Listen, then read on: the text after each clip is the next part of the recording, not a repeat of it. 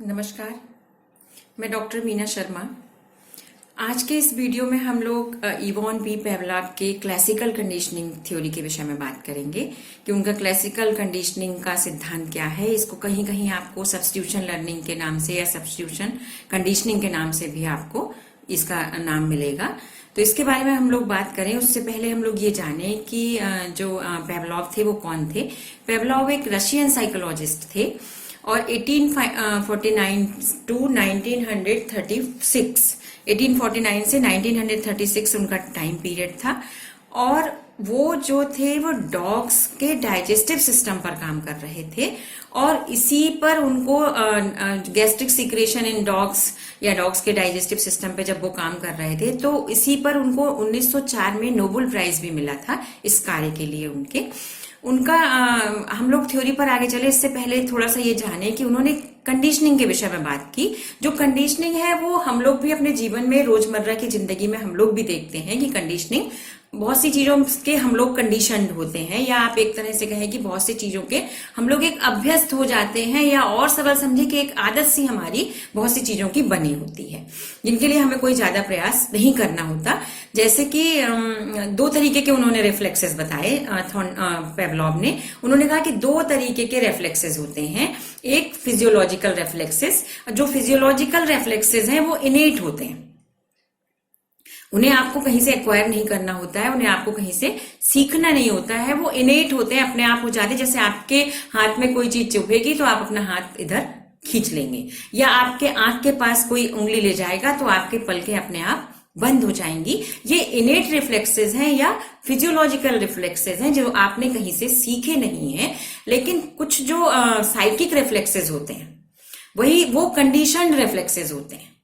जैसे कि अगर आप कोई खाने की वस्तु मुंह में रखते हैं तो आपके मुंह में एक लार आ जाती है, सलाइवा आ जाता है, वो एक नेचुरल प्रोसेस है क्योंकि वो डाइजेस्टिव सिस्टम के लिए आवश्यक है। लेकिन जब आप कोई चीज आपको बहुत पसंद होती है, जैसे आपको रसगुल्ला बहुत पसंद है, तो रसगुल्ला का नाम सुनने से ही अगर आपके मुंह में सलाइवा आ जाता है या आपके मुंह में पानी आ जाता है तो वो उसको हम कंडीशनिंग कहते हैं, तब वो कंडीशनिंग होती है। तो इसी तरह से जो पेवलॉव जो है वो डॉग्स के डाइजेस्टिव सिस्टम पे काम कर रहे थे। उन्होंने अपना प्रयोग किया था, पूरा कंट्रोल कंडीशंस में अपना प्रयोग वो कर रहे थे। तो उन्होंने अपना पूरा एक एपरेटस बनाया हुआ था, एक साउंड प्रूफ रूम बनाया हुआ था, उसमें उन्होंने एक भूखे डॉग को बांध रखा था वो, और उसके बाद में वो उसके लिए खाना लाते थे। वो उसका मतलब देखते थे कितना गैस्ट्रिक सिक्रेशन होता है, कितना सलाइवा वो गिराता है, इस सब पर वो अपना एक अध्ययन कर रहे थे। तो उसी अध्ययन के दौरान उन्होंने ये महसूस किया कि जैसे डॉग को खाना दिया जाता था तो वो सलाइवेट करता था, ये एक नेचुरल प्रोसेस था। लेकिन उनको उसमें ये महसूस हुआ, उन्होंने देखा कि जो खाना लाने वाला जो केयर टेकर था वो उसके जब पैरों की आवाज आती थी वैसे ही वो डॉग जो है सलाइवेट करना शुरू कर देता था। तो इसी से उनको इस सिद्धांत का ओरिजिन हुआ, उनके ये सिद्धांत वहीं से जन्म लिया कि उन्होंने देखा कि इसको हम और तरीके से भी कर सकते हैं। तो इस पर फिर उन्होंने और भी ज्यादा प्रयोग किए। तो उनका ये कहना था कि जो क्लासिकल कंडीशनिंग के बारे में उनका कहना था कि जब कोई नेचुरल स्टिमुलस मतलब खाना, वो अनकंडीशनड स्टिमुलस है खाना, और हम उसको देते हैं तो नेचुरल रिस्पॉन्स क्या होता है, सलाइवा।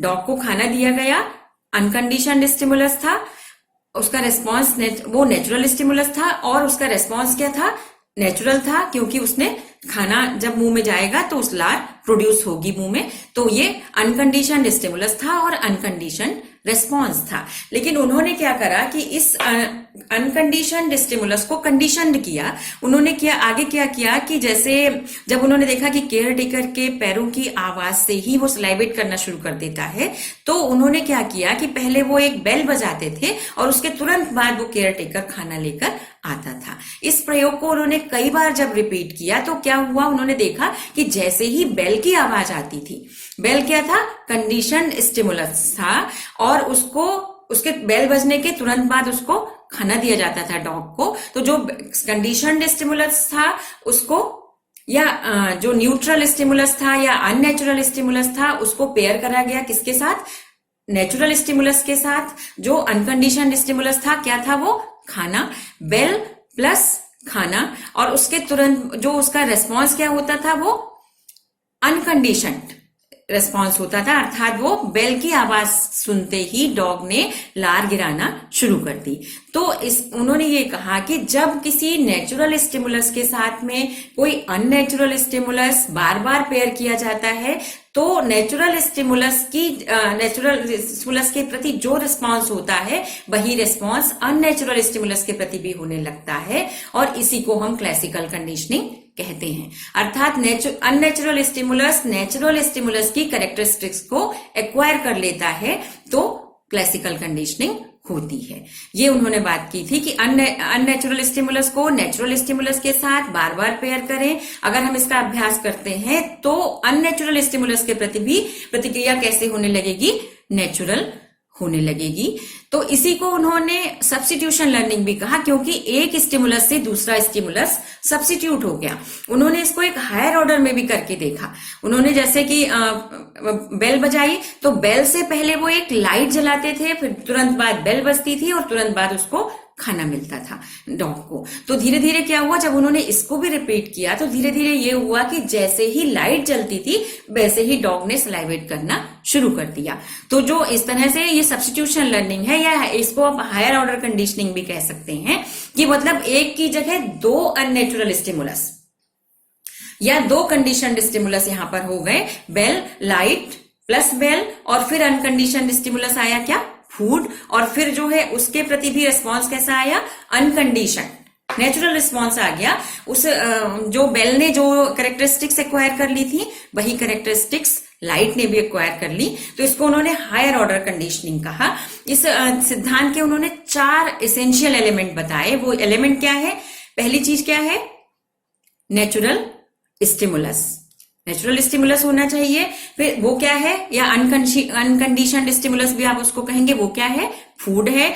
दूसरी चीज क्या है, नेचुरल रिस्पॉन्स, प्राकृतिक प्रतिक्रिया। प्राकृतिक प्रतिक्रिया क्या है, या अनकंडीशनड रिस्पॉन्स उसको आप कह सकते हैं, वो क्या है, सलाइवेट करना या सलाइवा गिराना। फिर तीसरी चीज है आर्टिफिशियल या अननेचुरल स्टिमुलस या न्यूट्रल स्टिमुलस, वो क्या था, बेल था। और चौथी चीज क्या है, condition response on the site of artificial stimulus, मतलब आर्टिफिशियल स्टिमुलस के प्रति भी कंडीशन रेस्पॉन्स हो जाए। तो ये मतलब unconditioned stimulus, unconditioned response, conditioned stimulus plus unconditioned stimulus equal to conditioned response, मतलब उसके प्रति भी वही रिस्पॉन्स होने लगे। जो नेचुरल स्टिमुलस के प्रति होता है वही रिस्पॉन्स जो है अननेचुरल स्टिमुलस के प्रति भी होने लगता है। तो वो उन्होंने उसको क्लासिकल कंडीशनिंग कहा। अब इस कंडीशनिंग में कुछ उन्होंने कुछ मुख्य बातें बताई कि क्या क्या चीजें होनी चाहिए, किन किन बातों का हम ध्यान रखें तो इस तरह की कंडीशनिंग होगी, इस पर उन्होंने बात की। तो इसमें सबसे पहली चीज ये है कि हमको ये ध्यान में रखना है कि जो नेचुरल स्टिमुलस होगा वो अननेचुरल स्टिमुलस से ज्यादा पावरफुल होना चाहिए। अगर जो अननेचुरल स्टिमुलस है वो ज्यादा पावरफुल होगा और नेचुरल स्टिमुलस कम पावरफुल होगा तो कंडीशनिंग नहीं होगी। हमें क्या करना है, नेचुरल स्टिमुलस को अननेचुरल स्टिमुलस से ज्यादा पावरफुल रखना है। और जो एक्सपेरिमेंट हमें करना है वो हमको कंट्रोल्ड कंडीशन में करना होगा, क्योंकि वहां पर कोई बाहर का शोर या अन्य कोई बात ना हो। जैसे बेल बज रही है उसके साथ में अगर कोई अन्य साउंड भी आ जाती है तो कंडीशनिंग होने के चांसेस बहुत कम हो जाएंगे, क्योंकि उसका जो ध्यान है वो भटक जाएगा, दूसरी साउंड के प्रति भी उसका ध्यान चला जाएगा। तीसरी जो मुख्य बात है इसमें कि नेचुरल स्टिमुलस और अननेचुरल स्टिमुलस के बीच में जो गैप है वो बहुत कम होना चाहिए, उनका सक्सेशन बहुत क्लोज होना चाहिए। अगर हम बेल बजाते और उसके 10 मिनट के बाद खाना लाते तो कंडीशनिंग नहीं होती। अगर पेवलोव ऐसा करते कि वो बेल बजा देते और उसके 10 मिनट के बाद खाना लाते तो कंडीशनिंग नहीं होती। उसके लिए बहुत क्लोज सक्सेशन आधा सेकंड का लगभग आपको रखना है। उन्होंने रखा कि जैसे ही बेल बजाई तुरंत बाद उसको खाना दिया। तो अननेचुरल स्टिमुलस और नेचुरल स्टिमुलस के बीच में जो गैप है वो बहुत कम रखना चाहिए। और जो अननेचुरल स्टिमुलस के बाद में उसको नेचुरल स्टिमुलस आवश्यक रूप से दिया जाना चाहिए। अगर आप कभी ऐसा करते हैं कि उसको नेचुरल स्टिमुलस नहीं देते हैं तो रेस्पॉन्स नहीं होगा या कंडीशनिंग नहीं होगी।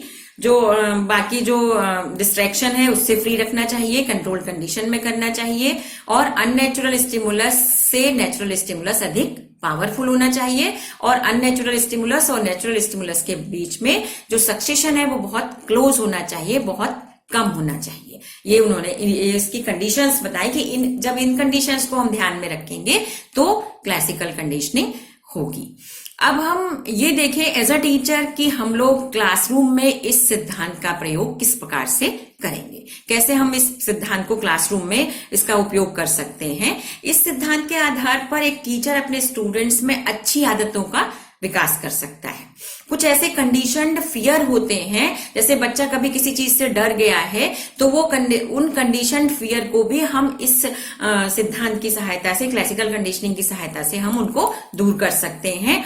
हम एनिमल्स की ट्रेनिंग में इस सिद्धांत का प्रयोग कर सकते हैं, ये या छोटे बच्चों की ट्रेनिंग में हम इस सिद्धांत का प्रयोग कर सकते हैं। कंडीशन फियर को एलिमिनेट कर सकते हैं, इससे अच्छी आदतों को डेवलप कर सकते हैं और बुरी आदतों को एलिमिनेट कर सकते हैं, और पॉजिटिव एटीट्यूड को एनहेंस कर सकते हैं बच्चों में। इस तरह से हम क्लासिकल कंडीशनिंग का प्रयोग करके कक्षा में एक सकारात्मक वातावरण बना सकते हैं, बच्चों को सीखने के लिए प्रेरित कर सकते हैं और उनको सिखा सकते हैं।